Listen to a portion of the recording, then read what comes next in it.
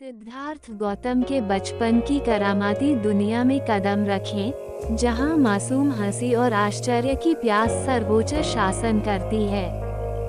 युवा राजकुमार का अनुसरण करें क्योंकि वह संगीत की शक्ति का पता लगाता है, अपने स्वयं के होने के गहन प्रतिबिंबों की झलक देता है और आत्मा खोज की परिवर्तनकारी यात्रा पर निकलता है।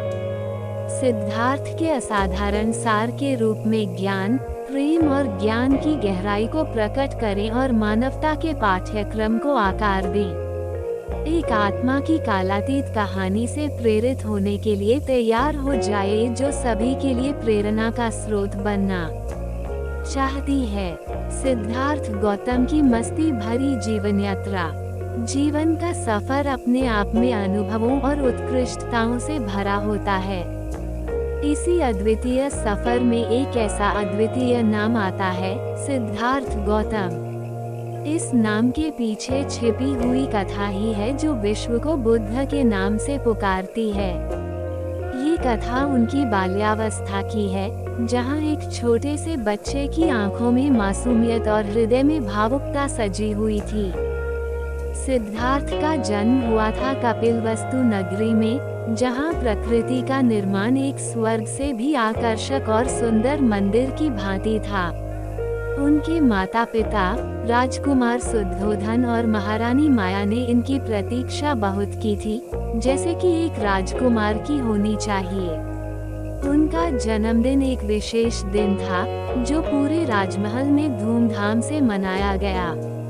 नगरी उनके आने के बाद सजी हुई थी, ऐसा लग रहा था मानो कि सूरज स्वयं पृथ्वी पर उजाला डालने आए हैं। बचपन की पाठशाला में सिद्धार्थ बहुत अद्भुत थे।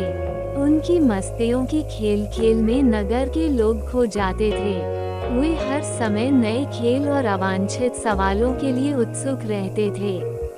वे बड़े ही संवेदनशील बालक थे और दूसरों की आदतों और भावों को अच्छी तरह से समझते थे। यही वजह थी कि उन्होंने आसानी से लोगों के दिलों की गहराइयों तक पहुंचा जाता था। उनके साथी बच्चे उन्हें सबसे प्यार करते थे और वे सभी के दोस्त बन गए थे। एक दिन जब सिद्धार्थ गौतम अपने मित्रों के साथ खेल रहे थे, उन्होंने एक वृक्ष के नीचे एक बांसुरी देखी। वे उसे उठाकर बांसुरी बजाने लगे और उसकी मधुर सुरीली आवाज से वन में सुरों की गाथा प्रस्थान कर गई। सभी जीव जंतु चुप हो गए और सुनने लगे। ये स्वर्गिक संगीत उनके हृदय को सुख से भर गया। सिद्धार्थ की माया ने वन में उनका खोज कर लिया और वहां उनसे कहा, वहां एक संत बैठे हैं जो जीवन के रहस्यों का ज्ञान रखते हैं। सिद्धार्थ को ये जानकर बड़ी ही आश्चर्यजनक बात लगी। वे वन में उन संत के पास जाकर उनसे मिलना चाहते थे। जब सिद्धार्थ संत के पास पहुँचे, तो वे उनके चेहरे पर खुशी की मुस्कान देखकर प्रभावित हुए।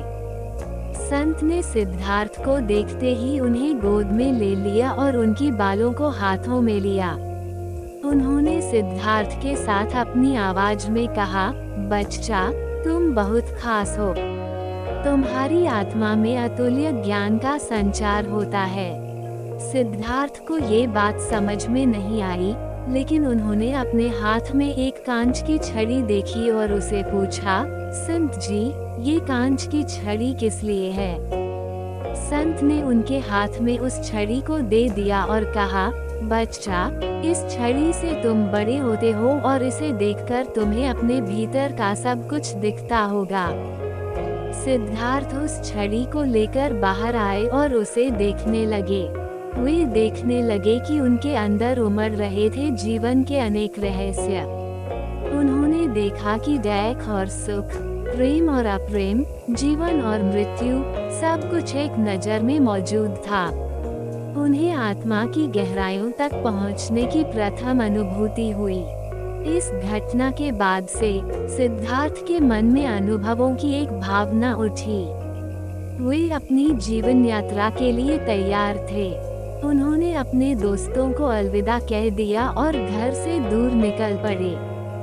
उनके पिता शुद्धोधन और माता माया ने उनका इतना गहरा विचार नहीं किया था। वे परेशान थे और दुखी भी। उन्होंने अपने पुत्र की खोज में अनेक सदुपयोग किए, लेकिन सिद्धार्थ को खोजने में नाकाम रहे। उनके मन में असंतोष बढ़ रहा था। अपनी खोज में आगे बढ़ते हुए सिद्धार्थ ने एक दिन अपने जीवन को विचारशीलता से जीने का निर्णय लिया।